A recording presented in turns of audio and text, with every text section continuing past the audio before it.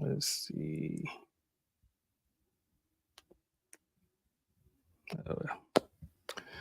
Hey, family, welcome back to a new episode of Transformed and Renewed. If you are a first time or a returning visitor, welcome. Make sure you hit that subscribe button on your page. That way you can stay in the know. And that is as simple as I can keep it is you can stay in the know, okay? And if you are a returning subscriber to the page, welcome back. Appreciate you. And also make sure that you do drop a comment if anything I share or if anything you think about becomes relevant as I go through this segment, which is related to diabetes. So we talked about this last week. And basically, I wanted to give you an introduction about what diabetes is, especially if you just heard the term, but not really aware of what it actually means. And so today we're going to be discussing the A1C test as well as the financial concerns when it comes to diabetes, because I'm sure for many people, you may not be aware of the burden that diabetes can have on households, especially for people who do have diabetes. So you want to make sure you stay tuned for this. So let's get into it. Okay. When it comes down to diabetes, just doing a quick recap, diabetes is basically having excess sugar, or blood glucose in the body. Okay. So now we realize that to have an elevated level of blood sugar in the body is no good. Now, we talked about type 1 and type 2 diabetes, where type 1 is insulin resistant, which means that your body is not able to make insulin. This is where your immune system attacks the beta cells of the pancreas, which is used to help make insulin. And so, because it has been attacked, compromised, it's not able to produce insulin. So, this can lead to big problems when it comes down to facilitating that blood glucose from the bloodstream to those cells. And so, that means that if your body is not producing insulin, which is pretty much that carrier, then you start to have major issues. And so when it comes down to type 1 diabetes, typically the method of action is getting insulin injection, excuse me. And this is basically where you get shot up with insulin. I know that may be a slang way of putting it, but you're pretty much injecting insulin into your body because, again, your body is not able to produce that insulin because of the current situation. Type 2 diabetes is basically where your body is producing insulin, but it is not working properly. Now, with type 2 diabetes, you have more choices, options in terms of methods of approaches. And when I say methods, maintenance, being able to implement preventative measures. So you can actually do something about type 2 diabetes in terms of improving your nutrition from a nutritional standpoint when it comes to physical, improving your fitness, specifically working on lowering your weight, especially if you're obese or if you're overweight. You can do something about that. Again, those are just a few options. There are others, but this is going to show that you do have some additional options when it comes to type 2 diabetes. Now, one thing about diabetes itself is a person may ask, well, how does anyone know that I have diabetes? Well, you have tests, okay? Just like anything when it comes to diagnosing you, or at least seeing if you have low vitamins or low minerals, or if something is just off in your body, there are different tests, and one is known as a an A1C test, and this is used to measure the blood glucose or the average levels of blood glucose in the body, excuse me, which can also be known as blood sugar. But this is typically tracked back about 3 months. Okay. So you get an average of your blood sugar levels from the past 3 months. Now, when it comes to, again, A1C, this is used to diagnose type 2 diabetes as well as pre-diabetes, not type 1. Okay. It's only type 2 and pre-diabetes. And it also helps with managing diabetes. Okay. So it helps with diagnosing type 2, and pre-diabetes, as well as managing diabetes. So that is what an A1C test primarily does. So when it comes down to the A1C test, this can also be known as the hemoglobin A1C or HbA1c or glycohemoglobin test. There are different names for it, but when we really think about it, and I'm getting slightly technical, so bear with me. When we think about hemoglobin, this is going to be part of a blood cell or the red blood cell that carries oxygen to the cells. Now, glucose attaches to or binds to the hemoglobin in your blood cells, and the A1C test is based on the attachment of glucose to the hemoglobin. Okay. So when we think about that, we have another question which comes about, and that is, well, what is basically the levels at which A1C is determined in terms of the different levels? Well, you actually have three. So you have normal, you have pre-diabetes, and then you have diabetes. So when we think about a normal A1C level, this is going to be at 5.7%. Okay. 5.7% or less is typically normal range. And that is where you want to be at. Anything between 5.7, 6.4, you're in the pre-diabetes or pre-diabetic range. Anything over 6.4, or I should say 6.5, then you're in the diabetes range. And this is no fun. Okay. Now, one thing about getting A1C tests or even just blood glucose test is that sometimes you can have some false positives. And that means that the results may show that you do have diabetes, but then if you were to take a different test, it shows that you do not have diabetes or that you're not pre diabetic, but another test may show that you are pre diabetic. So, what do you do? Well, you basically have a second measurement, okay, like anything. Typically, 3 times is usually a standard, at least for me in the science industry. Doing 3 runs of, I should say, triplicates of something will give you a good measure, at least of the average. So in this case, it's recommended you can do a second measurement. You can always do more measurements to really gain confidence, but you don't want to only just rely on one because again, it could say that you don't. And obviously, we all want to hear negative news when it comes to a disease, but you also need to do your due diligence by saying, okay, just to make sure that this isn't faulty or a false positive, let me do a second run and let's really test this theory. So this is typically the A1C range, 5.7 below, you're pretty good. Above 5.7, lower than 6.4, you're in the pre-diabetic range, which means we got some work to do.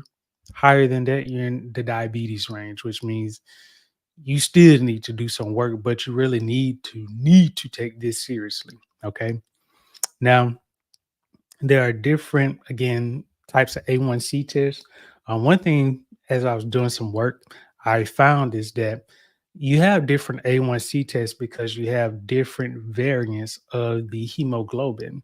And so when it comes down to it, not everybody has the same type of, or the A1C test that may be used for one person, it may not necessarily be as accurate for another person. And again, as I was doing some work, learned that there are different types of hemoglobin globin variants, and these variants can warrant different A1C tests. And those tests can actually range from different ones, such as, let me look at this one. You have the Biorad variant 2 Turbo 2.0. You have the Ortho Clinical Vitros. You have the Siemens DCA Vantage. And these are just different methods for determining the A1C based on any assay interferences with the hemoglobin A1C. Okay. And so all this information is available. This is actually through the NIH.gov, specifically the NIDDK. Okay. Which Stands for the National Institute of Diabetes and Disease and Kidney Diseases. Few N's there. So we think about A1C test again. This can be very beneficial, especially when it comes to determining diabetes. And you may ask, why should I even care about this? Well, I want to really put this into perspective. If you've known that you consume sugar or you consume a lot of carb rich foods that are more so on the simple side, white flour, no wheat at all, even if you were to consume wheat, it's still understanding, okay, is this heavily processed with another carb, or are you eating this fried, the processing method? And so we want to understand, okay, if I'm consuming this amount of sugar, carbs, even saturated fats, not saying that saturated fat itself can cause diabetes, but there are different factors that can go into that. But primarily, when you have an excess amount of sugar that can then turn into fat, then that can be a problem. So when we really think about it, it is important that you do look at getting a test, because if you've again been known to consume a lot and you're overweight, then it is important to do your due diligence to make sure that you don't have something. And this is again not to hope that you do have something, because I know that the old saying is, what you don't know won't hurt you. And the way I look at it is, it may not hurt you, but it could kill you. So if you are okay with that, then by all means, you can proceed with how you want to. But if that is a concern, then it's important that you do take the time to really look into this. Now, I do want to switch over briefly, because I do want to talk about the financial concern, the burden that diabetes can play on different families. Because for many people, it's easy to go out to a restaurant, and I'm just going to get very practical. You have a coupon that comes in the mail, or you have a phone now and you can download any restaurant that may have a coupon, and you may feel like, you know what, I need to take advantage of this coupon for this free donut. They got a free donut day. Who am I to turn it down? These people offer me something that I just cannot turn it down. But we don't really think about the opportunity cost that, okay, if I have to consume this donut, this cookie, this cake, whatever it is that I know I really don't need, but my flesh is essentially weak and I really want it, and it's sweet and it's fun and it's tasty. I like it. So once you do have it, the opportunity cost, especially if you make the decision this week, and let's say you make it the same time, the same week, another week comes, you do it again, another week comes, you do it again. And you may think, you know what, I don't do it that often. I'm just doing it weekly, a few times a week, but it's not that often. It's still enough to where it can cause some issues with your body. But let me really put this into to perspective. When it comes down to diabetes, it is costly. And that is not my opinion. I've actually seen that from two well-known sources, including an article from the NIH, and then there was another article, excuse me, from the University of Michigan. Yes, but they both said that diabetes is expensive, and I do not disagree. And so let's go into some numbers. So, because I really want y'all to see this. So it says, in additional top line findings include, after adjusting for inflation, the direct medical cost of diabetes increased by 7% between 2017 and 2022. The inflation adjusted cost of insulin increased 24%. 24%. Now, this is in the US, okay?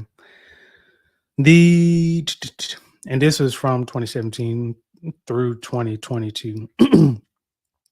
Black Americans with diabetes pay the most in direct health care expenditures. So people of my melanin, okay? Everyone has melanin, but specifically people who are dark skinned, just to be technically. Um, let's see another stat. People with diabetes above the age of 65 spend roughly double on per capita annual health expenditures than any other age group above the age of 18. Okay, let's go to another one. On average, people diagnosed with diabetes have medical expenditures 2.6 times higher than would be expected without diabetes. Okay, 2.6 times higher.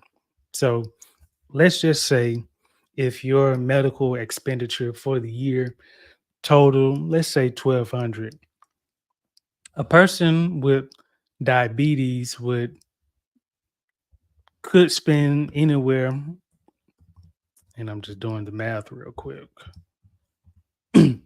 3120. So $3,120. Okay, so that's 2.6 compared to 2.5. That is actually let me do the math on that. It's 3,000. So you're spending 2.6, which is an additional $120 if you were not diagnosed with diabetes. Let's look at some other stats because I really want you to get this. It says that over 30 million people suffered from diabetes in 2015, representing 9.4% of the entire US population and 12% of all adults. Okay.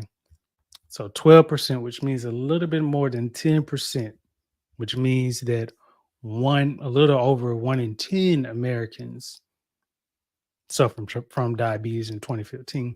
Now I can imagine that this number has likely increased to about one in 1 out of 5, or even could be 3 out of 10 Americans, or even one fourth. But that's just my rough guess. Let's see. It says, furthermore, in the same year, approximately, and this is 2015, 84.1 million US adults, over a third of the US adults, which was 33.9%, basically 34%, believed to have pre-diabetes. So over a third of US adults, 34%, which is pretty high, are believed to have pre-diabetes, 90% of whom are also unaware of their condition. So out of that 33%, about 30% of them, or out of 33%, 30%, um, which would, I guess, be 30% out of 33, or I guess over 31%. But anyway, let's just say um, 30% or more out of that 33% wasn't aware that they had such a condition. Now, this is not good. Let's continue to look at some information. It says the direct total medical costs. I think I may have mentioned this. Well, actually, I didn't. But I said that it was 7% between 2017 and 2022. But the actual number was 412.9 billion. Okay. So not million, but billion. Okay. Now, you can imagine that this number is expected to increase at least by 2% over the next year. It could be more than that, but the reason why I say at least 2% is because most people, again, from the survey or at least from the numbers that I just read, 90% out of the 34% of people didn't know that they had such a condition. So you can imagine that if you're unaware of a condition, it is only going to increase in people who do not take the test or even care to learn if they are a pre-diabetic, or if they have type 2 diabetes, or even have type 1 diabetes. And so this is real serious information when it comes down to understanding, the financial burden. And I really want to highlight this last point because I thought that this was pretty interesting when it talked about the financial burden on US adults.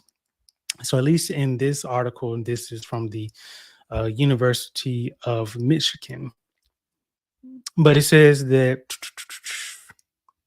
half of US adults with diabetes report financial stress, and nearly a quarter experience high out of pocket healthcare costs and food insecurity. On average, people with diabetes, basically confirming what I shared earlier, have medical expenditures about twice. In the study that I shared, it was 2.6% or excuse me, 2.6 times instead of twice as high as individuals without diabetes. Okay. So this is important where people are stressing because the costs are high, and it kind of makes sense, even though I can't say I fully understand. But I'm sure that if you're trying to treat something, you're going through all of these means, the technology, the equipment, and at least in the US, you have to consider inflation, electricity, water that is needed to sustain some of these. And of course, a person may say, well, this is not as high as in other countries. And there's, differences, though I'm not saying that, the cost of different things here should be high, but there are just some differences that can play a role, such as inflation, and a lot of people like to be compensated well, and sometimes or oftentimes a lot of that compensation can come through increasing the cost of the services, especially when it comes to healthcare that people pay. So you can imagine that if you are pre-diabetic, your insurance costs are going up because you to an insurance company are essentially a liability in so many words, especially if you have health issues. Okay. The insurance company, you may think, well, they should be giving me everything back, and they are. But the more that they have to give back, the more that they're going to charge you, because it's kind of like if they are shedding out this much money, they want you to pay them back that money that they paid you. So rest assured that they want to get it back from you any way possible, even if it causes you to stress, to not sleep at night, to even just not really go through your day well in a sound mind. They do not care about that. They just care. "Oh, I'm sorry, if you're not able to pay, we're going to have to cut off your insurance." And I know this is just me just being blunt, but I just like to keep it real with you and let you know the matter, because again, if this is something that you can prevent, which I know you can, if you do not have pre-diabetic or are a diabetic, then this is important for you to watch what you are doing, especially when it comes to what you're consuming, as well as your fitness level. And again, a lot of this is information that you may not typically hear. Um, it's so much more information I didn't share, and I could, but it is just so much, and I don't want to bore you. But hopefully, what I have shared with you is enough for you to really start thinking seriously about, maybe I do need to get my blood sugar checked. Maybe I do need to see if I do have pre-diabetes, especially when I think about how I have been eating, just my family history. I'm not saying that diabetes can necessarily be hereditary, but a lot of people can mirror a lot of habits from family and tend to be in the same condition, not realizing that there is something that you could do about it by just maintaining a healthier lifestyle. But I know that that can be a challenge. So that if that is a challenge, one thing I want you to do is navigate to our website, robody.org, click on that link, get signed up with me for your one-to-one coaching session, and we can reverse those issues that you've been having, especially if you said, you know what, it is difficult for me to really get on a decent meal plan. I find it challenging. I really don't know what to do. I need some help. So you want to navigate to their website, robody.org, hit that button in the center of your screen, sign up for one-to-one consultation with me. And again, we can get started and you can start seeing some results soon. I'm not going to say instantly. I'm not that type of person where I say instantly. It takes time. It takes effort on your part as well. Okay. So if you enjoyed this, make sure you hit that like and subscribe button if you did not do so, if you are a first time or a returning visitor, because that way you can stay in the know. Okay. The know means you just know about everything that we're doing. But if you're not subscribed, then it's hard for you to really know what's going on. But if you are subscribed, I appreciate that. Make sure you drop a comment and make sure you share with someone or anyone that you think would benefit from this. And until next time, I will talk with you later.